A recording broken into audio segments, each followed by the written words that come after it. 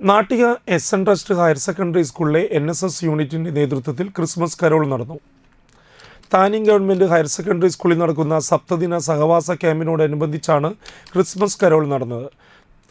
താനിം government higher secondary സ്കൂളിൽ നിന്നും ആരംഭിച്ച കരോൾ തൃപ്പയാർ വൈമാളിൽ സമാപിച്ചു.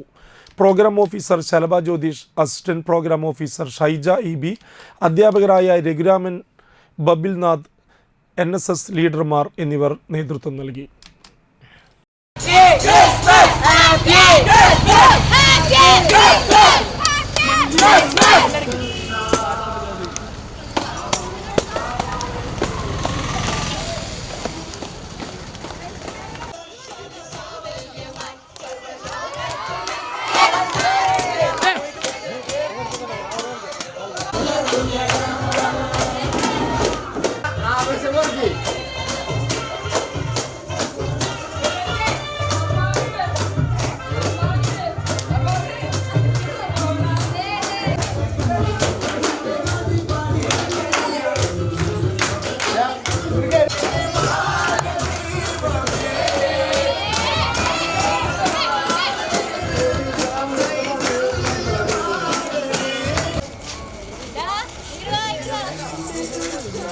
ഒരു